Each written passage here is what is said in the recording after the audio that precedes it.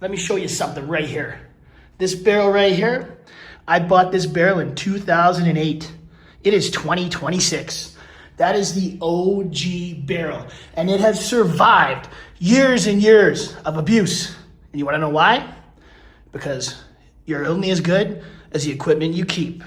It's 2026. My boy's going to college. That's right. Oh my goodness. 18 years to have a wheelbarrow still in operating condition. You are only as good as the equipment you keep, and you gotta maintain it. I'll tell you, when I was young and early on, we know the story, right? You've been following the story. There's not a lot of money. So you're adding equipment, $80, $100, couple hundred here, $300 for a wheelbarrow. You're adding these things. As a young landscaper coming up, you should have a base set of tools, and those would include at least two wheelbarrows, two rough rakes, which are smaller rakes that look like prep rakes, but they have longer tines. We call them rough rakes, and they're for moving rough debris, rocks, weeds, rip out chunks, what have you. You should always have two bigger grain shovels, so square-headed grain shovels for shoveling loose stuff like topsoil. You do want to have your pointed spade shovels as well, but you don't want to be shoveling wheelbarrows of soil with a shovel with that point. You're losing a lot of actual, not square footage, but square inches on the shovel. So actually, if you want to do really good, you want to have a set of both, because the grain shovels, when you're getting into the soil, you're reducing about a third amount of the activity or the amount of effort you have to do to move the same amount of volume as you would a spade shovel. But the spade shovel is good for getting in and lifting. And then you want to have, obviously, a short square-headed spade, which we call edgers, and we run those all along tight areas, like fencing and all that type of stuff that the sod cutter can't get to. But you need to have a base set of those and a roller if you're going to do softscaping, you're going to do landscaping. And that adds up. If every edger's $40 and every shovel's $40, and then the grain shovels are $60, and then the rough rakes are $80, and the prep rakes are $120, and your wheelbarrows are $300 a pop, you all of a sudden, and let me just paint the picture for you. I remember we did this really big job. It was over in, it was like Willow Park, Maple Ridge area. The guy worked for Saputo. I always remember that because whenever I go to the store, I see the Saputo cheese. I still get that cheese. But we were doing the job, and it was a long job, and it was at the end of the day, okay? And we're tired, and so we start throwing the equipment in the truck, in the back of the pickup truck, and then all of a sudden, toss the wheelbarrows in, and what do you hear? And now you're going, oh, geez, what did I just do? So you kind of walk up, and now you're looking in the box of the truck, and you see it. You just busted a $60 shovel in half. That's $60 that could have went somewhere else to something better than that. So now you're in the middle of trying to move it, which I was, and I'm trying to do this or that, and I got a ramp on the back going all the way down the box that I used to get the sod cutter in and out. Now I'm moving stuff around because I'm pissed off about the shovel getting broken, and I go to move the ramp so I can move the wheelbarrow, and I try and go it back, and blew out the back windshield of my truck.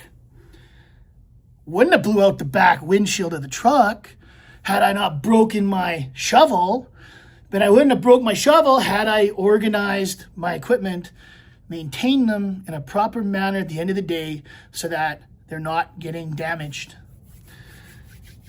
Do you know what kind of a jerk you gotta look like driving around doing landscape jobs with a busted out back window and garbage bags for a week, saving up money to afford to get the back window done at 18, I think this would have been 19. But, I mean, holy moly, that's a lot of Saputo cheese I could have bought here. And I gotta tell you, I'm not exactly lactose intolerant when it comes to cheese.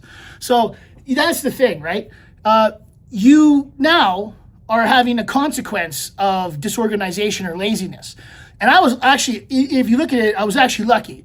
I learned that at the beginning, right? I didn't want to have that feeling again. And of course, these are things you learn by doing. You learn how to do the right things by doing the wrong things. Seems to be a common theme in this early portion of Lessons from the Lawn. I don't know, you gotta get your experience somewhere. But you see it to this day. It's something we have to always talk about with our crews. And by the way, we are not immune even now to getting so busy that we let things slip.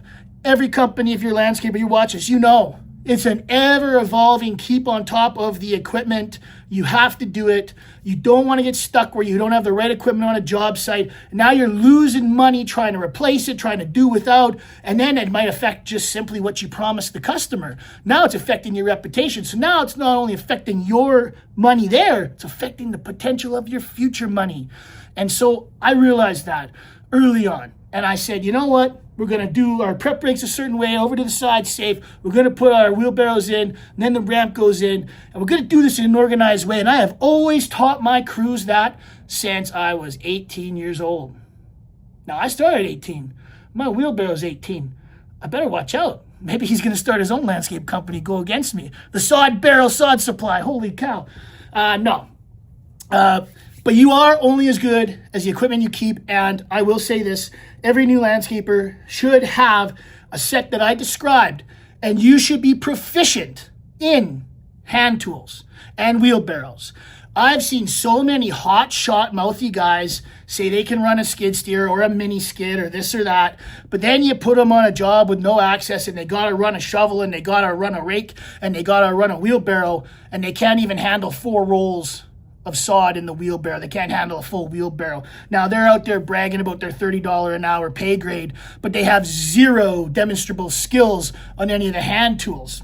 So my biggest advice and my takeaway in this one for you would be maintain your equipment. Treat it like it's the most precious thing in the world, because it's like a chef with you got to have a good knife set. You got to have a good cooking utensils. It's the same with what you have. Take pride in your equipment and then maintain it, maintain it, maintain it. It's very important. And again, we're all guilty of letting it go. And you have to remind guys, we've been very guilty of it too. You've seen a Sodfather truck looking stupid. I know you have.